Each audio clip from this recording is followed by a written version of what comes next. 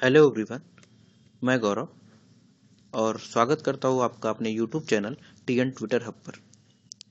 आज मैं आपके लिए ओ लेवल का दूसरा सब्जेक्ट जो कि internet technology and web design है, उसका पहला क्लास ले रहा हूँ और उस पर कुछ बेसिक चीज़ें जो कि पहले चैप्टर में है उसके बारे में आपको बता रहा हूँ। परीक्षा की दृष्टि से कुछ ज़रूरी भी चीज़ें हैं जो मैं आपको उसमें बताता रहूँगा क्लास के बीच बीच में कि क्या ज़रूरी है और क्या नहीं ज़रूरी।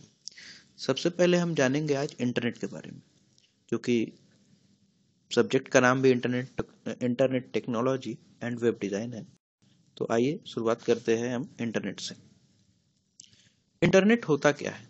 सबसे पहले हम ये जानेंगे कि इंटरनेट होता क्या है, इसकी ज़रूरत क्यों पड़ी हमें। इंटरनेट जो है, इंटरनेट को ये कह सकते हैं कि एक जाल की तरीके का है ये। अगर आपने कभी देखा होगा कि जो मकड़े जो जाल लगाते हैं आपके कई घरों में, तो एक ऐसा जाल होता है कि आदमी उसमें अगर कोई कीड़ा फंस जाता है तो उलझ जाता है। तो ऐसा ही इंटरनेट है जिसको हम कह सकते हैं कि ये कंप्यूटरों का जाल है, नेटवर्कों का जाल है। इसमें कोई भी इंसान अगर एक बार इंटरनेट का यूज करना स्टार्ट कर देता है तो वो लिंक क्लिक करके खोलता चला जाए, उसमें फंसता चला जाएगा। अगर इसको डिफिनेशन इसकी देखेंगे तो इसको बोलेंगे इंटरनेट एक दूसरे से जुड़े कई कंप्यूटरों का जाल है। कंप्यूटरों का जाल है या फिर नेटवर्कों का जाल, इसको नेटवर्कों का जाल ही कहिए, जो राउटर एवं सर्वर के माध्यम से दुनिया के किसी भी कंप्यूटर को आपस में जोड़ता है। और जोड़ता है तो किसके माध्यम से जोड़ेगा? एक नेटवर्क होगा जो राउटर और सर्वर के माध्यम से हमें उन कंप्यूटर से जोड़ेगा। दूसरे शब्दों में अगर ये हम कहें कि इंटरनेट का काम क्या है सीधे से, तो इस ये सूचनाओं का आदान प्रदान करता है। और किसके माध्यम से करता है? दो प्रोटोकॉल होते हैं इंटरनेट में, टीसीपी या आईपी।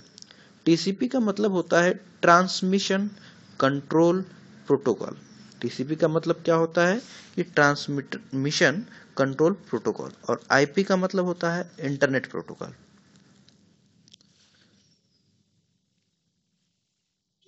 इंटरनेट के लिए यही प्रोटोकॉल जो होते हैं महत्वपूर्ण होते हैं, सबसे महत्वपूर्ण यही होते हैं।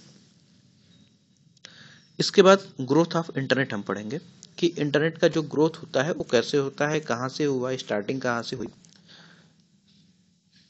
इस तक जो इंटरनेट नाम की ये सुविधा है, इस तकनीक को सबसे पहले अमेरिका के रक्षा विभाग ने, अमेरिका की जो वहाँ का रक्षा विभाग था, उसने एडवांस रिसर्च प्रोजेक्ट एजेंसी के द्वारा किया था। इसने एक डेटा था, सोचा था कि जो डेटा कभी युद्ध होता है या कोई चीजें होती है या कोई बात होता है, पड़ोसी देश से कुछ हो रहा है, तो हम अपना जो डेटा है तो गुप्त तरीके से हम कैसे अपने सीनियर को भेज दें या एक स्थान से दूसरे स्थान तक कैसे भेजें। क्योंकि उस समय तो होता ये था कि डेटा पहुंचने में कुछ वक्त लग जाते थे, या चिट्ठी भेजी जाती थी तो कोई बात हो गई तो उसमें वक्त लग जाते थे।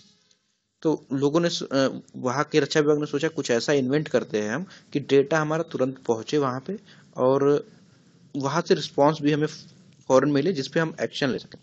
तो वहाँ वहाँ के रक्षा विभाग ने एक एडवांस रिसर्च प्रोजेक्ट एजेंसी तैयार की, और जिसके वजह से जिसको उसको नाम बाद में दिया गया, बाद में अर्पानेट।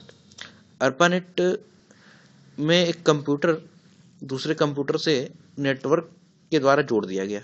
अर्पानेट में हुआ क्या कि एक कंप्यूटर को दूसरे कंप्यूटर से जोड़ दिया गया, और किसके द्वारा जोड़ दिया गया? एनसीपी के द्वारा। एनसीपी क्या होता है? Network control protocol. सबसे पहले 29 अक्टूबर को 1969 में अर्पानेट के माध्यम से पहला संदेश भेजा गया, लॉगिन। लॉगिन जो है 5 वर्ड का एक शब्द है, LOGIN। इसको लिखकर भेजा गया, जो कि आंशिक रूप से सफल हुआ। और इस संदेश के सफल इसलिए मानते हैं क्योंकि इसका जो संदेश था 5 लेटर का, उसमें से 2 लेटर जहां भेजना था, जिनको भेजना था वहां पे उन्होंने प्राप्त कर लिया था। तो उन्होंने फिर बाद में इसमें सुधार करते हुए इन चीजों को सफलतापूर्वक कर लिया। अर्पानेट का फुल फॉर्म होता क्या है एग्जाम में, ये एग्जाम के तहत ये महत्वपूर्ण है। ARPANET का फुल फॉर्म पूछ लेता है। ARPANET का मतलब होता है advance research project administration network. ARPANET का मतलब क्या होता है, ARPANET का फुल फॉर्म क्या होता है, advance research project administration network. 1993 में NSF ने क्रिएट किया था इंटरनिक, जो कि इंटरनेट की सर्विस प्रोवाइड करता था बिजनेस। अब 1993 से हुआ क्या कि ये तो पहले आर्मी के लोगों ने पहले यूज किया और वही लोग यूज ही करते थे। बाद में 1993 में इसे इंटरनेट सर्विस जो प्रोवाइड करने के लिए इंटरनिक बन गया। और ये इसी के द्वारा जो बिजनेस अब चलता है कि हम जियो का नेट यूज कर रहे हैं या अदर कंपनियों का नेट यूज कर रहा है, तो ये एक बिजनेस का माध्यम 1993 से बना, जबकि इसका काम तो 1969 में ही स्टार्ट हो गया था। तो 1993 में इंटरनिक के द्वारा प्रोवाइड किया गया इंटरनेट की सर्विस। लेकिन भारत में इसका इस्तेमाल 1995 में 1995 में स्टार्ट हुआ, जो कि पहली कंपनी VSNL थी। VSNL विदेश संचार निगम लिमिटेड, जो कि अब तो बंद हो चुकी है, लेकिन VSNL थी, विदेश संचार निगम लिमिटेड। ये इंपॉर्टेंट क्वेश्चन थे, आप इसको देख लीजिएगा, लिख लीजिएगा। अब पढ़ते हैं world wide web, WWW। World wide web, WWW का फुल फॉर्म हो जाएगा world wide web. World wide web को एक लाइन में अगर हम ये कह ले कि वेब, तो कुछ बुरा नहीं होगा। वेब का मतलब ही होता है कि चीजों को एक नेटवर्क से जोड़ दिया गया है या एक्सेस करना है चीजों को। यह एक ऐसा सिस्टम है या नेटवर्क है जिसमें वेब लिंक या हाइपरलिंक के जरिए इंफॉर्मेशन को एक्सेस किया जाता है। अब कहेंगे वेब लिंक क्या होता है या हाइपरलिंक क्या होता है। वेब लिंक या हाइपरलिंक उसको कहेंगे, अगर आप कभी वेबसाइट खोलते हैं तो देखा होगा आपने कि उसमें नीचे किसी टेक्स्ट पे, किसी लेटर्स पे ब्लू कलर का कभी कभी लिखा रहता है और हम उस पर क्लिक करते हैं तो कोई पेज खुल जाता है। उसको ही हम वेब लिंक या हाइपरलिंक कहते हैं। इसके जरिए इंफॉर्मेशन को एक्सेस किया जाता है। अब वेबसाइट भी होता है, कोई डाल देंगे तो वो भी, उसको भी एक्सेस करते हैं। वेब से जुड़े डॉक्यूमेंट या इंफॉर्मेशन को हाइपर टेक्स्ट डॉक्यूमेंट कहा जाता है, जिसमें टेक्स्ट, इमेज, मल्टीमीडिया फाइल्स आदि होती है। WWW इसमें वेब पेज बनाने के लिए HTML का इस्तेमाल होता है तथा इंटरनेट से जुड़ने के पश्चात एक वेब ब्राउज़र से ओपन किया जाता है। मतलब कहने का ये है कि वर्ल्ड वाइड वेब जो होगा यह एक ऐसा सिस्टम या नेटवर्क है जिसमें वेब लिंक और हाइपरलिंक के जरिए इंफॉर्मेशन को एक्सेस किया जाता है इसके द्वारा।